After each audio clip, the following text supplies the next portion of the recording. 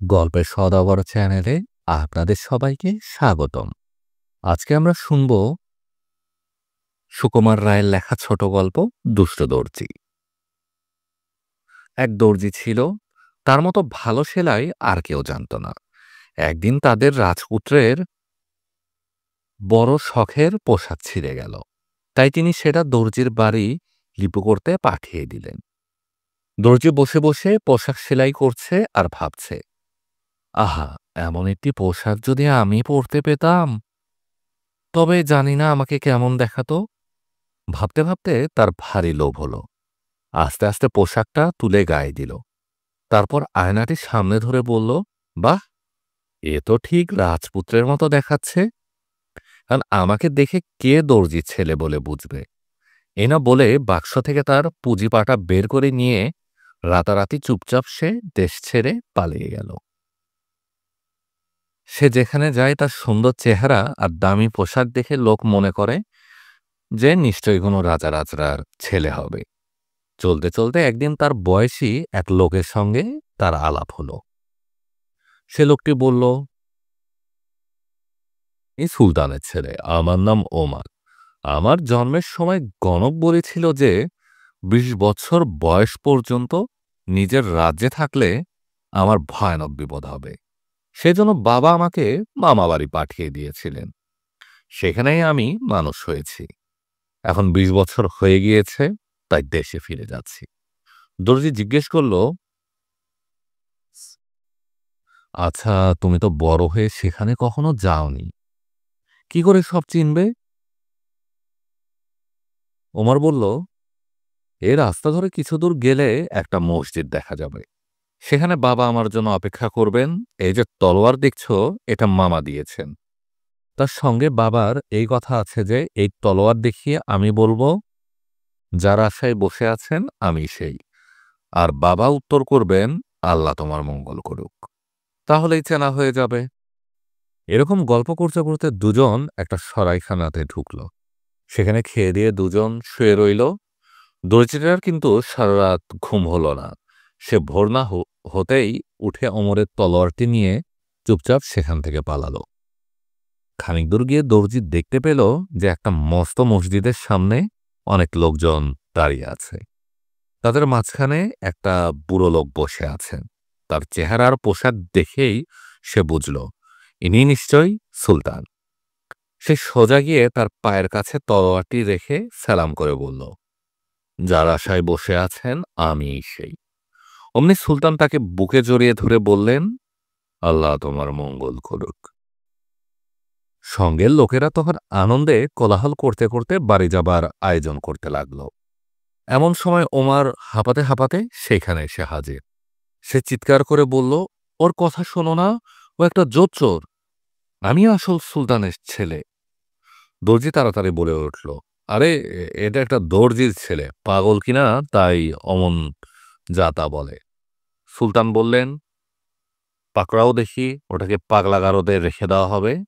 বলেই সুলতানের লোকেরা তাকে বন্দি করে ফেলল।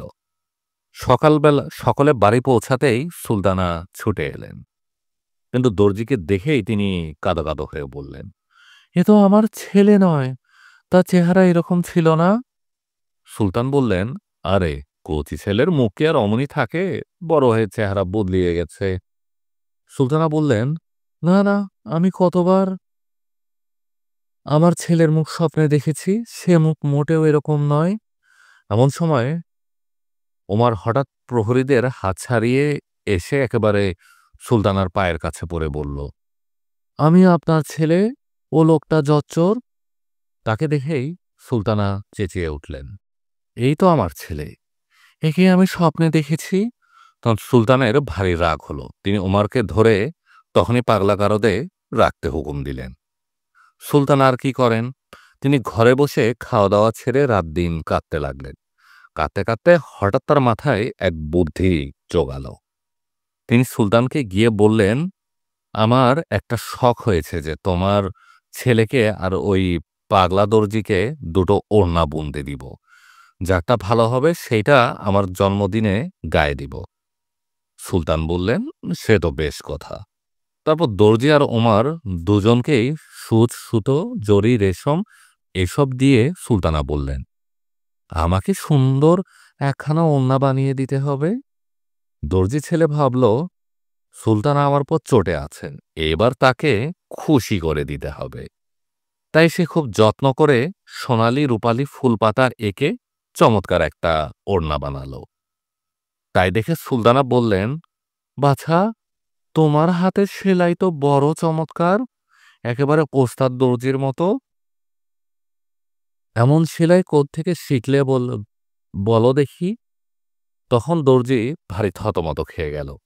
তারপর দুজনে ওমরের ঘরে গিয়ে দেখলেন যে সে বেচারা চুপ করে বসে আছে। সুলতানা বললেন, আমার ওড়না কই?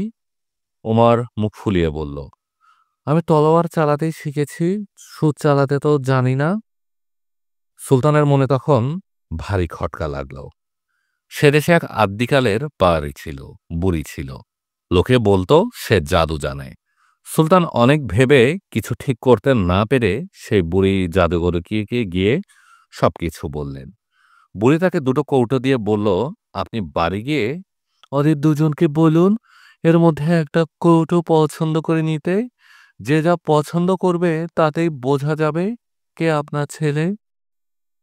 কৌটো দুটো ভারী সুন্দর, দুটোই দেখতে একরকম, কিন্তু একটার উপর লেখা আছে টাকার সুখ, আরেকটাতে লেখা আছে বীরত্বের সম্মান। সুলতান আর সুলতানার দর্জির ছেলেকে ডেকে বললেন, এর মধ্যে কোনটি তোমার পছন্দ হয় বলো তো। দর্জি অমনি খপ করে টাকার সুখ লেখা কৌটোটি ধরল, কিন্তু ওমর এসে বীরত্বের সম্মান লেখা কৌটোটি পছন্দ করল। সুলতান বললেন, আচ্ছা, নিজের নিজের কৌটো নিয়ে যাও। যেই কৌটো দুটো হাতে নেওয়া অমনি ফট করে তার ঢাকনা খুলে গেল। ওমরের কৌটার মধ্যে ছোট্ট সুন্দর একটা মুকুট আর রাজদণ্ড, আর দর্জির কৌটোয় একটা সূচ আর সুতো। তখন আর কারো বুঝতে বাকি রইল না যে কে দর্জির ছেলে আর কে সত্যিকারের সুলতানের ছেলে। চারদিকে হইচই পড়ে গেল। সে গোলমালের মধ্যে দর্জির ছেলে এক দৌড়ে যে কোথায় পালালো তাকে আর কেউ খুঁজেই পেল না। আপনারা শুনছিলেন সুকুমার রায়ের লেখা ছোট গল্প দুষ্ট দর্জি।